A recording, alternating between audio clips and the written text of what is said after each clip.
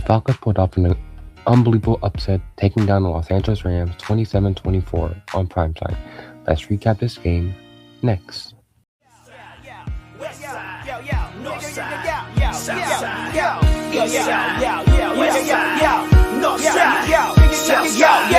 to Atlanta where the Falcons play, and we coming for that dub like every day. Big beats hit streets, see gangsters roaming, and parties don't stop till 8 in the morning. I said welcome to Atlanta where the Falcons play, and we going for that dub like every day. Big beats hit the streets, see gangsters roaming, and parties don't stop till 8 in the morning.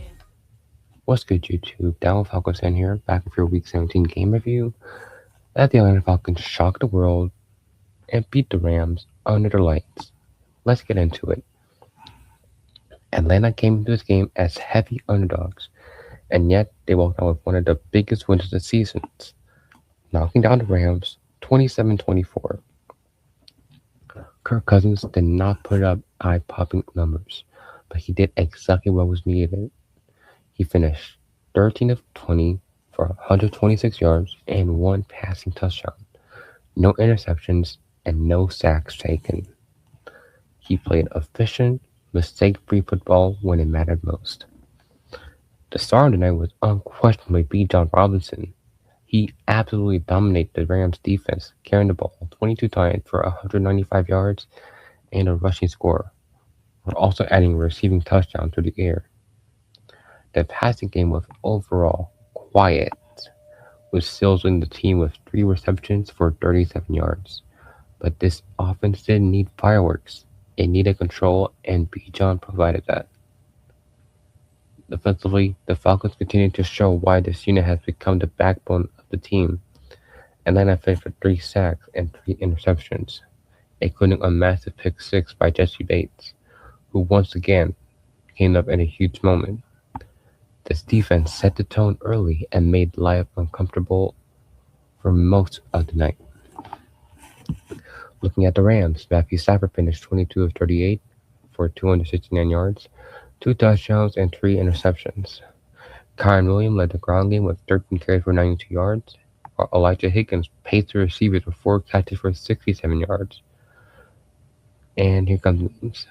But nonetheless, the Rams' touchdowns came for Terrace Ferguson and Puka Nacua. Defensively for LA, there weren't really many highlights to speak of. They struggled to contain the run and failed to close in the matter. Now let's get to the 3 things to watch and see how they played out. First, can the Falcons slow down the Rams' offense? The answer is yes, they absolutely can. Limiting the Rams' top playmakers and keeping everyone around or under 100 yards is a win in today's NFL. Atlanta forced mistakes, controlled the tempo early, and never allowed the Rams to fully settle in. Second, the familiar face returning home. Former Falcon Nate Landman was surprisingly non-existent in this game. The chip on their shoulder never materialized, and Atlanta neutralized him completely. And then third, the Falcons defense versus Matthew Stafford. Coming into this game, Stafford had thrown only 4 interceptions all season. He doubled almost that in one night, throwing 3 picks and throwing a pick 6 to Jesse Bates and 2 interceptions to rookie Xavier Watts. This Falcons defense proved that no matter the quarterback, they will affect the game. Now let's talk about the keys to win. Number 1, I talked about a fast start.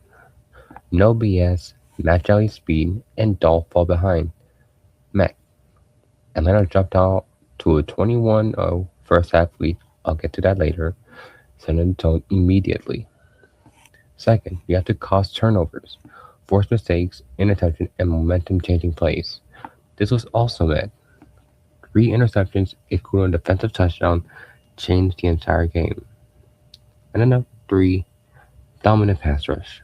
60 sacks on the season, the Falcons needed to add to that total. Met. We added 3 sacks. The pressure was consistent and impactful. Now let's check in on that one's guaranteed hot takes.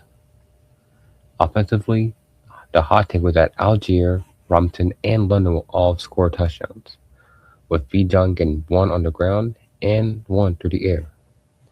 Bijan delivered exactly that, rushing and receiving, even if the rest didn't fully hit. Defensively, the hot take was that James Pierce Jr., Leonard Floyd, and Caden Ellis would all record a sack.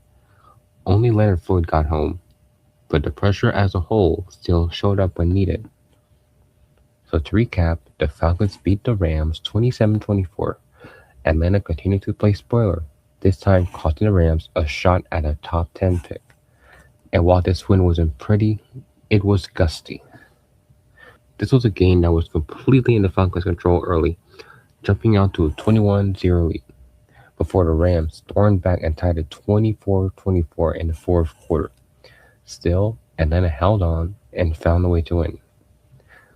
And now they turn their attention to the season finale against a hated visitor. But that's the story for 2026. Hope you guys enjoyed. Thank you guys so much for sticking out with me throughout the whole year. It's been a wild year. For the Falcons, yeah, it's not been good, but for this channel, it has been great. And I want to thank you guys so much for supporting me throughout the whole year. I can't wait to see what 2026 brings. I'll see you all next year. This is Down with Falcons signing out until 2026. Peace.